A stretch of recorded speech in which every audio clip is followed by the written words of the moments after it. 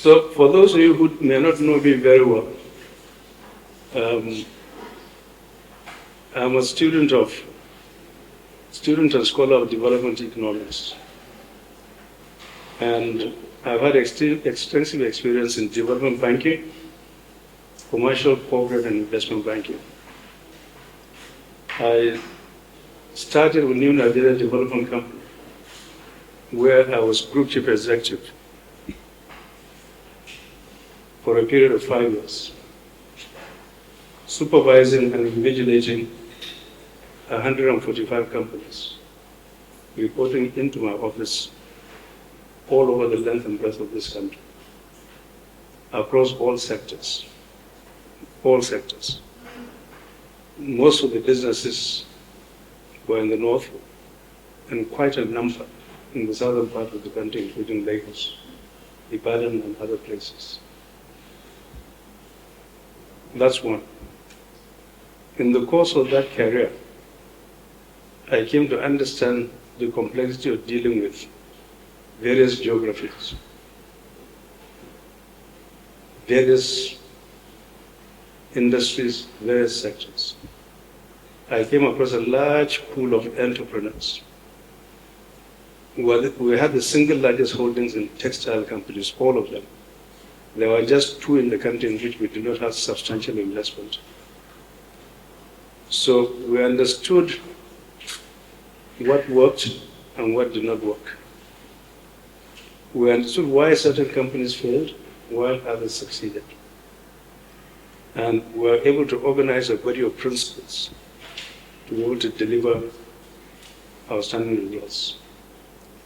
We were able to do a great deal of change management and alter the course of many institutions, in the process creating millions of jobs for Nigerians.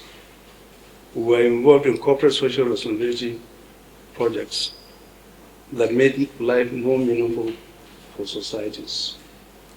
We were able to create a breadbasket by getting into large agricultural projects. This is in the 80s and 90s. From there, I went on to FSB International Bank.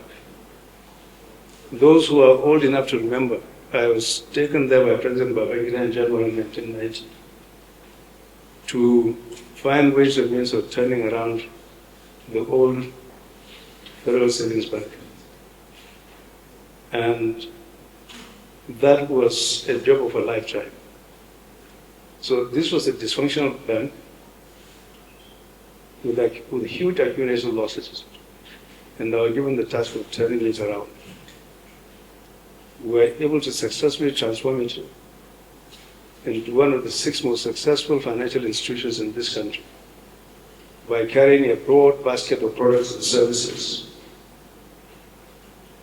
including retail, corporate, commercial, investment banking. And in the course of this exercise, we were able to build talent. The talent pool that we built both in NNDC in Kaduna and also at FSB in Lagos have fertilized and have enveloped this country. Many of the various leaders in the private sector and also in the public sector were actually students and alumni of FSB and NNDC. That's my background. Every time I was in paid employment, because of my passion for this country, I had one leg in my 9-to-5 job and another leg in doing good work for the governments of this country over the years. So we did a lot of chambers activities. I was a founding member of the Nigerian Economic Service Group, which was formed in 1992. And my tenure of office as chairman of the Nigerian Economic Service Group coincided with the tenure of President Obasanjo in office. And we worked closely with that government in order to deepen reforms and change in this country. So most of the liberalization, deregulation, privatization that happened during that era, with people like Charles Oluda and Ngozi Okonjo-Iweala, happened on our watch in the Nigeria Economic Summit. We were that golden bridge that built a forever happy relationship between the public sector and the private sector. Your question, therefore, I think is quite relevant at this point in time.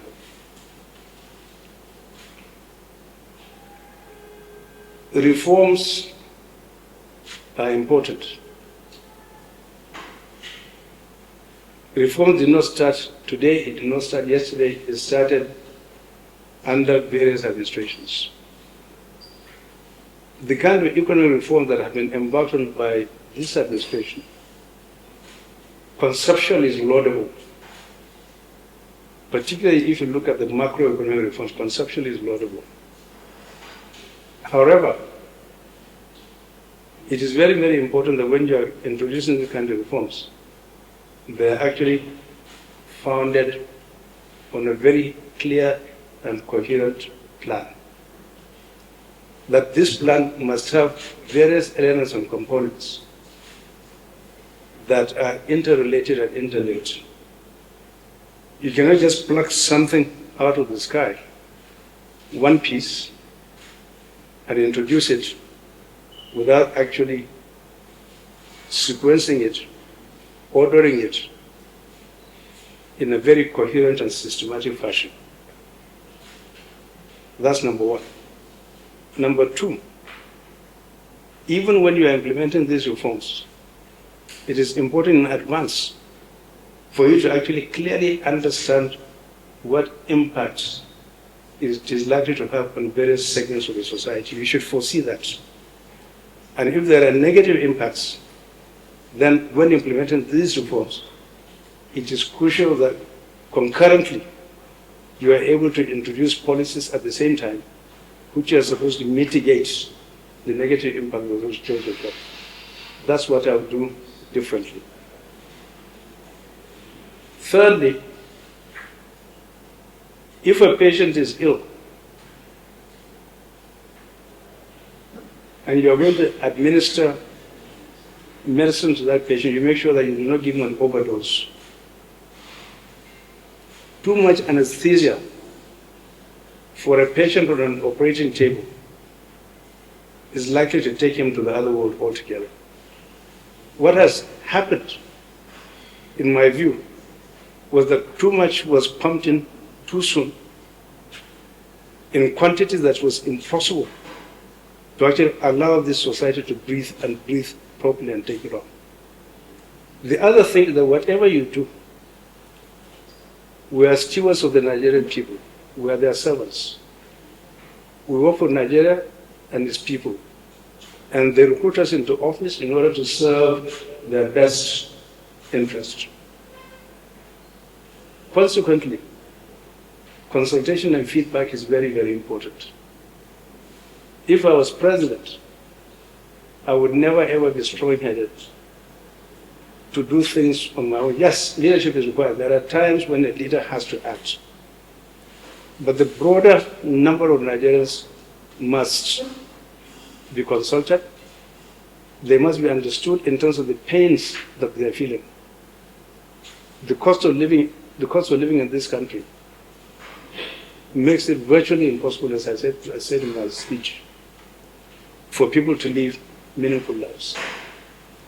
The cost of petrol, cost of food, cost of transportation, your ability to send your children to decent schools, get access to healthcare, safety and security, all of these are important. There are many ungoverned spaces in this country today, largely because people actually feel quite unsafe. The insecurity is foreboding. I've never ever seen anything in my life like this anywhere.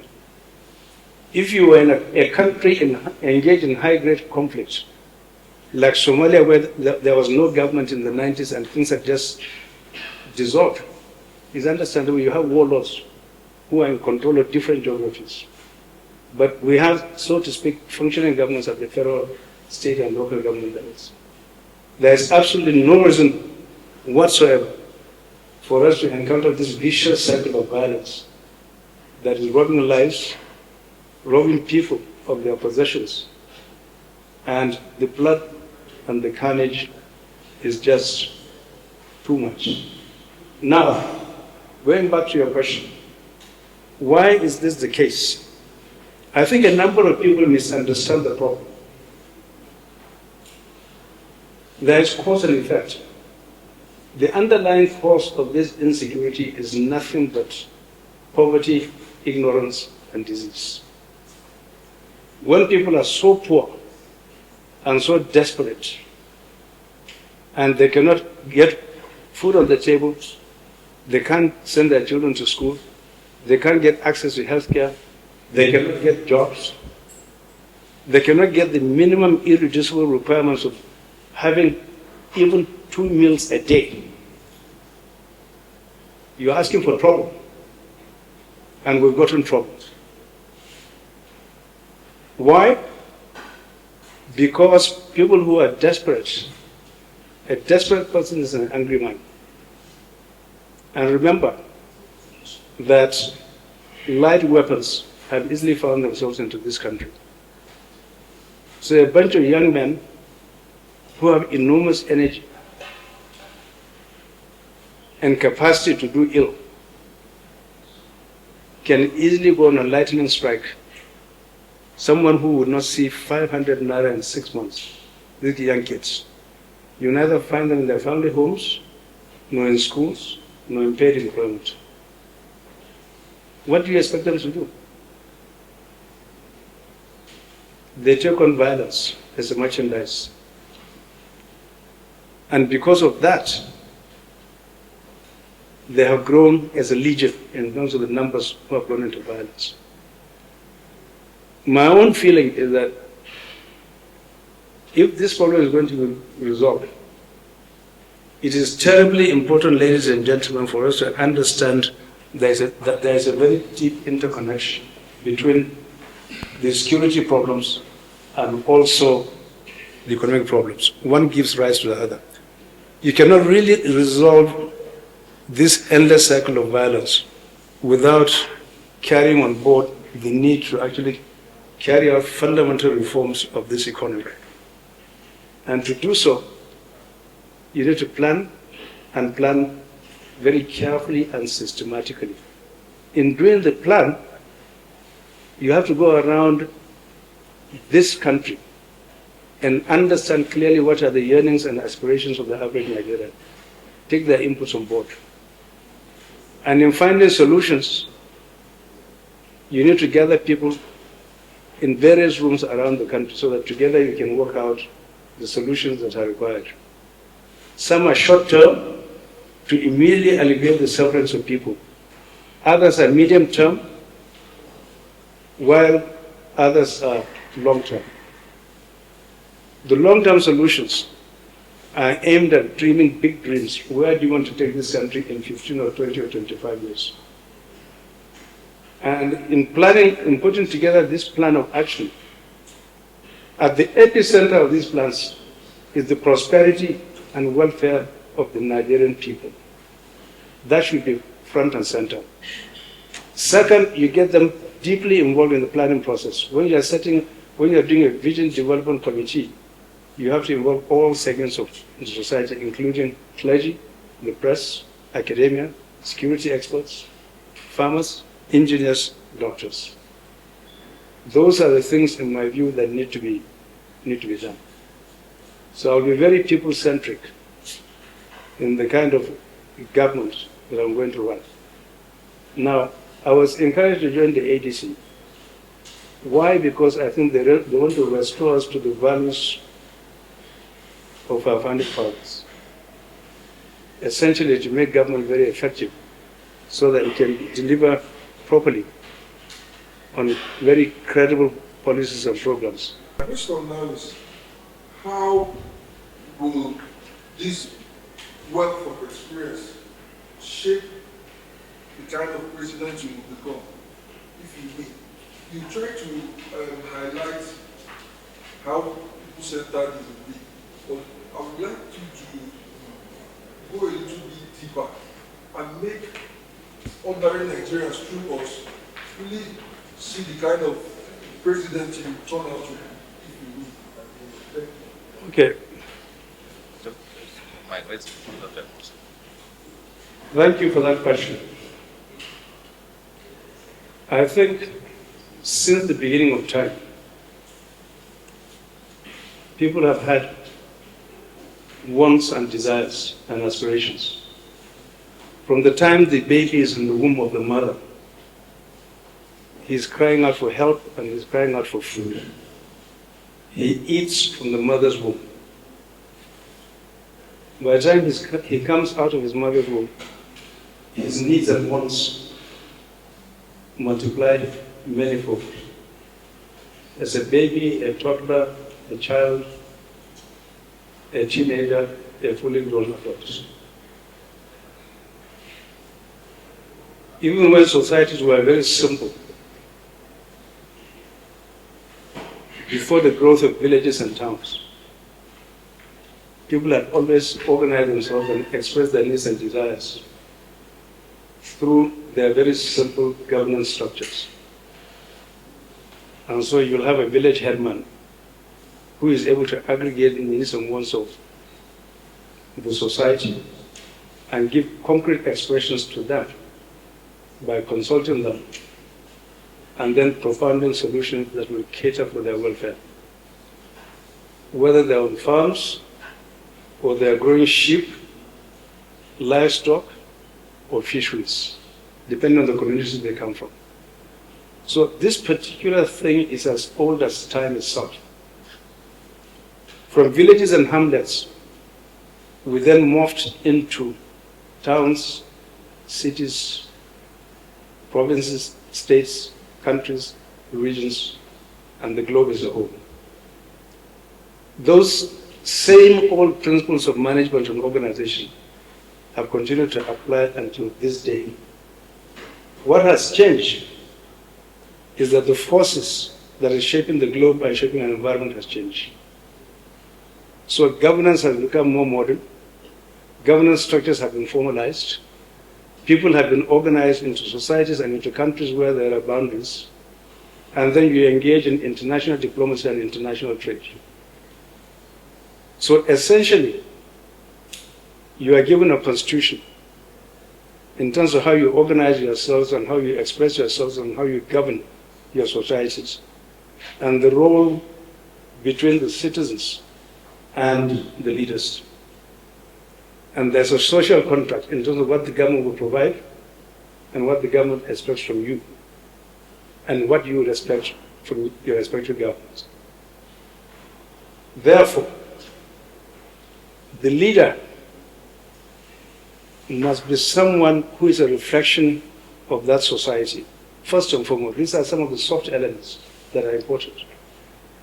Every morning when I wake up and I look at myself in the mirror, you will not believe this. What I see is 105 million Nigerians who are living below the poverty line. These are people who are terrified, who are living in acute poverty, and who, for all practical purposes, have lost hope. If you are careful, I know we are the elite, but if you are careful, you can actually absorb a lot of information as you just drive from my house in Victoria Island to my office in Ikoyi, not to look at central Lagos, Apapa, Ajobinde, and the rest. The number of human beings that you actually see on the streets fighting and struggling to just squeeze into a bus, a 25-seater bus, 60 people try to go by. What kind of life is that? So the first thing is for you to actually assimilate the pains and sufferings of your fellow human beings. If you do, then you will have the presence of mind in terms of what it is that afflicts them. That's number one. Number two, you have a responsibility to actually forge a consensus in the society in terms of what it is that will best work for our society based on our peculiarities and circumstances. So the traits, the character traits that are allowed to exhibit are the following. One, I'm going to be an empathetic leader who all the time measures the pulse of the Nigerian people. Second, to create an egalitarian society in which all of the needs and wants of society are properly reconciled. You may not be able to give everything because there are resource constraints, but you want to do the greatest good for the greatest number of people. Three, there are certain low-hanging fruits. For God's sake, electricity was created over 100 or 150 years ago in other climes.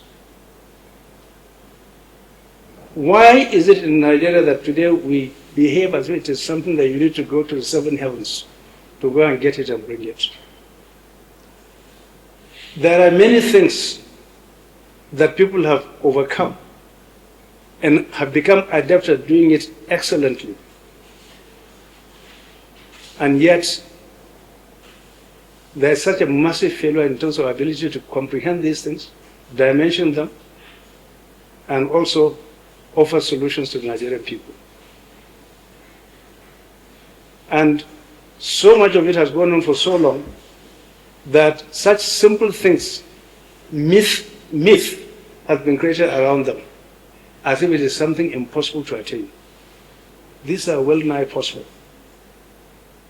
It is nothing but incompetence, arrogance on the part of power holders, deep-seated cankerworm of corruption, and their inability to actually attract the best and the brightest of this country from all nooks and crannies of this country to foster the kind of development that we need.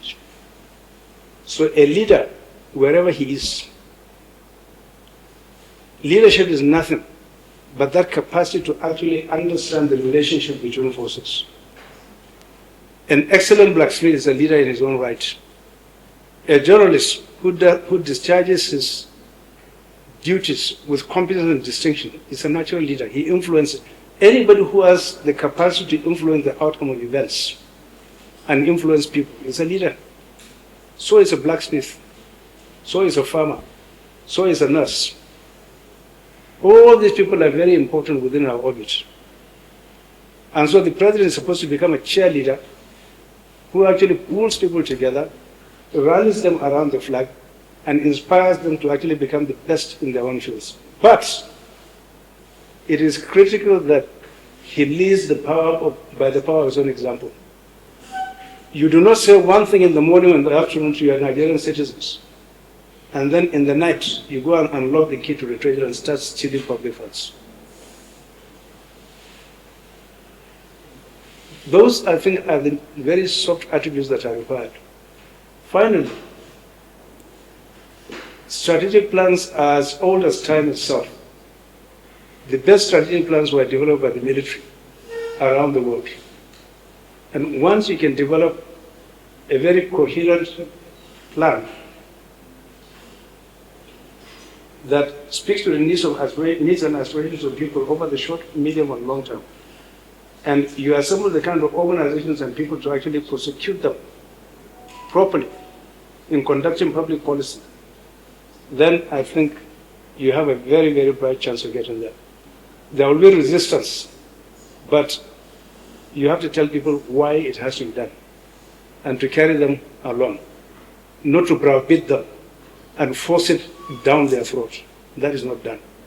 Yet, there are moments of difficult decision where a leader is supposed to see further sometimes than the people themselves, to take them to the desired destination. Therefore, sacrifices are required.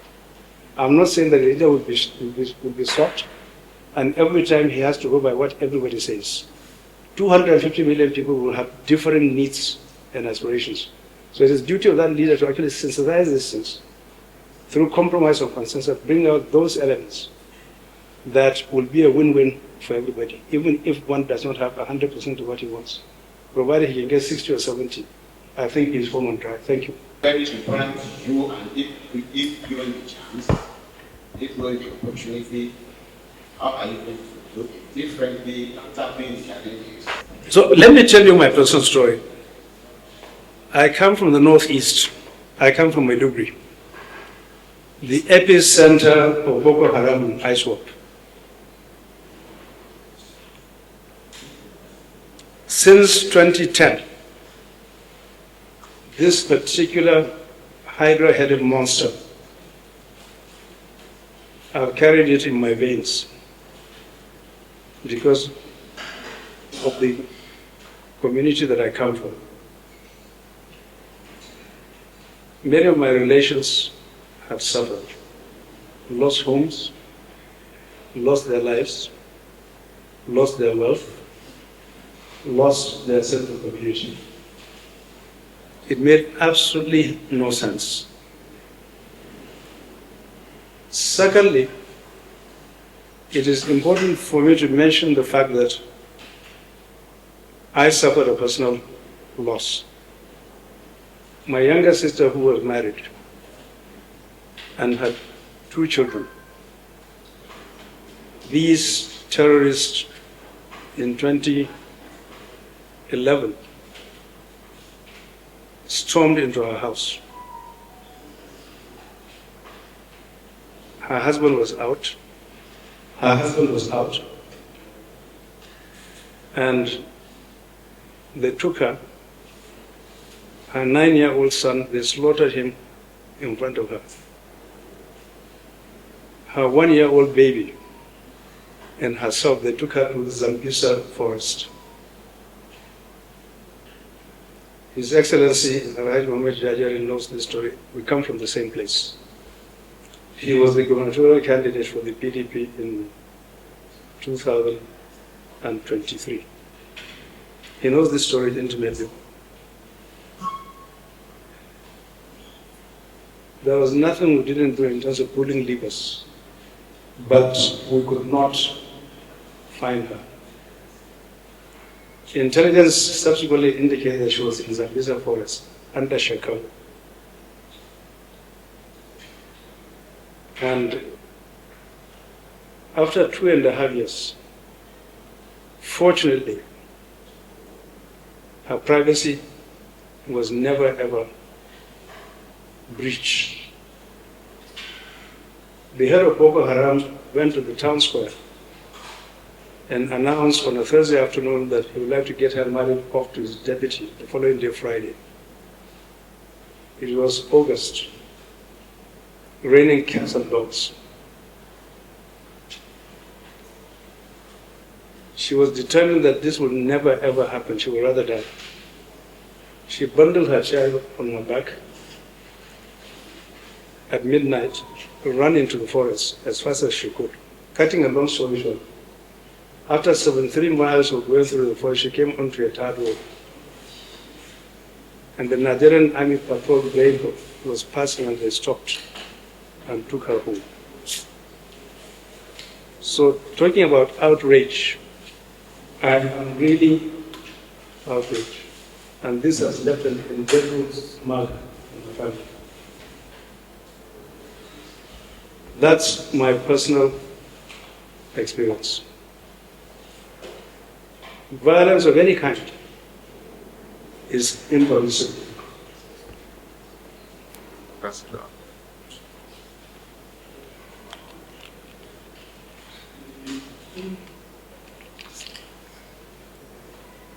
Like I said, I have studied this subject extensively.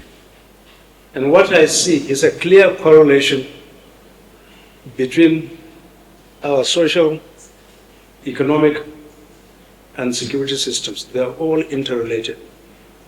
On the economic front,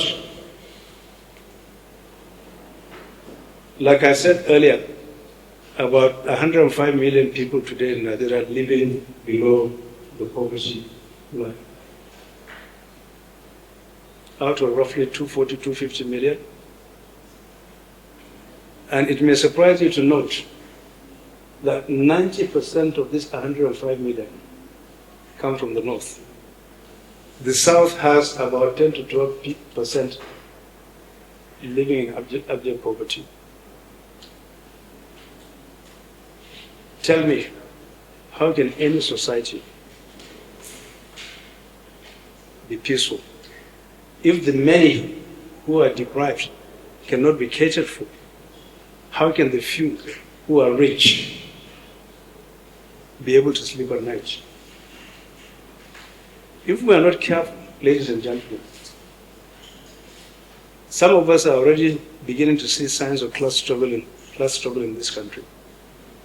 And whether we like it or not, if we continue sleeping on the switch and doing the same thing that we're doing and expecting a different set of results, then I think we have got another thing coming. The press in particular has a pivotal role. Pivotal role in your roles as citizens and compatriots to stand up for this country and highlight these issues on a daily basis and use your channels to actually amplify the message many times over and frighten the hell out of we, the leaders, to sit up and do what we should do by the people and for the people. You ask me what would I do? To be able to do anything about this, I need to comprehend the underlying causes. One of them I've mentioned. There's a lot of abject poverty in the land. Life is simply nasty, brutish, and harsh. There's hardly any difference between I as a human being and a lion. A lion is not imbued with the kind of powerful brain that we have.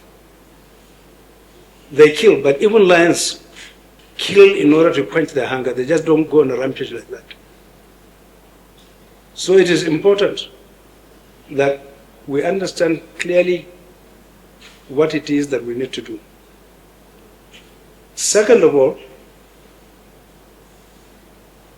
there are many ungoverned spaces. To be honest with you, the caliber of leadership at the subnational level over the last 22 years can be improved dramatically. When people clearly forget what it is that took them there and do not discharge those responsibilities in accordance with the oath of their office, you create big problems. People are deprived. The third thing that bears mentioning is climate change. Lake Chad in the 1960s with 45,000 square kilometers. It provided a means of livelihood for 30 million Nigerians, Chadians, Cameroonians, and Nigerians. 30 million people lived on that water table. Because of climate change, this has shrunk and is now only 2% or 3,000 square kilometers. There is so much deforestation that has taken place to the point that the African Union unleashed what it called the Great Green Wall Initiative. Between just Kebbi and Borno states, there's 1,359 kilometers. It affects all the Sahel region, just Kebbi and Borno states. Out of that, about 750 kilometers have so far been planted. And we still have a long way to go. Most of the farmer-herder clashes we are hearing is simply on account of the fact that the water table has completely shrunk. And even in the south, climate change is taking a toll in terms of soil erosion, etc., etc., etc. It's a big problem. So all I'm saying to you, sir, even though it's taking a bit longer, is that you need to understand the root causes of the problem. Most importantly, if you recall, the multinational joint task force that was set up between Nigeria, Niger, Chad, Cameroon, and Benin, that was pushing back the frontiers of terrorism, has completely been balkanized. Why? Because Nigeria this administration went to its first meeting of ECOWAS and made certain pronouncements, which now resulted in Niger,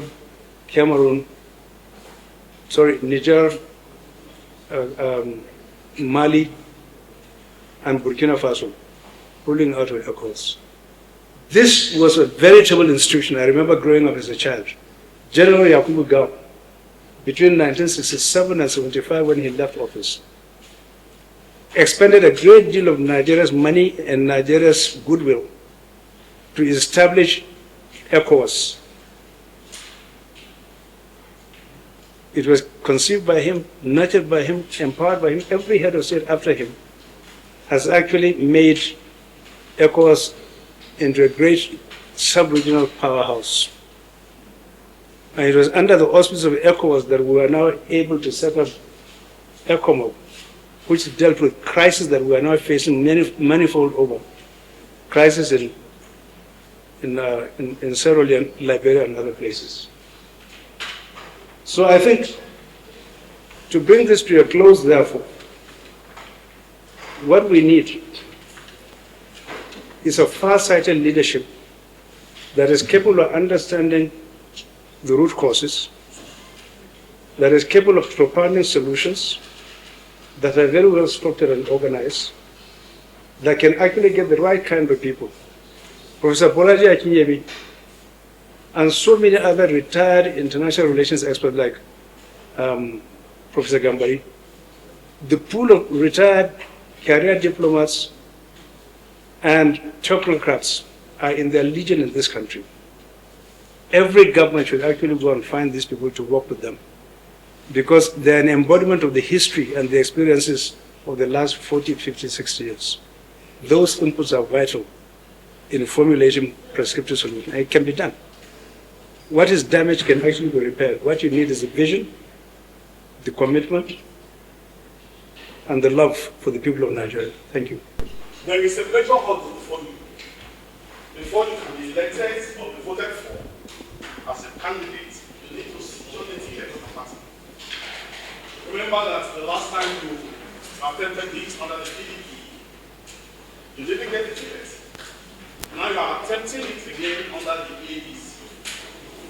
You are going to run against other political heavyweights.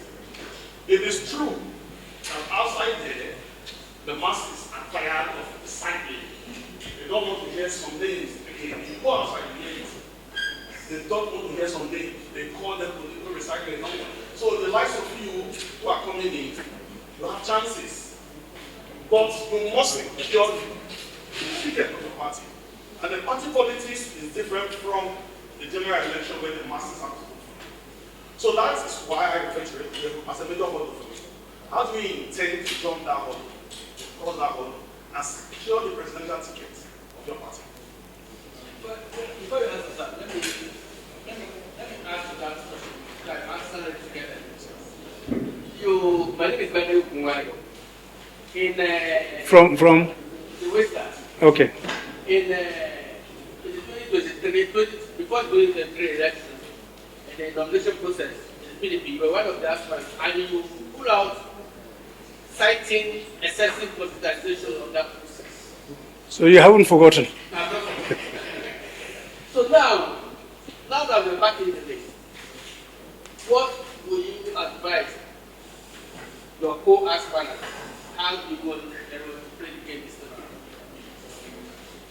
around? Okay. A lot has changed since 2023. Before the new electoral amendment bill was debated by the National Assembly, there were three possible paths to the primaries. One is what they call the indirect system, which is based on delegates. In the 2023 election in which I participated, almost everybody practiced that method, where you actually fly around the country, across the 36 states and the FCT, appeal to the delegates who are assembled in a room,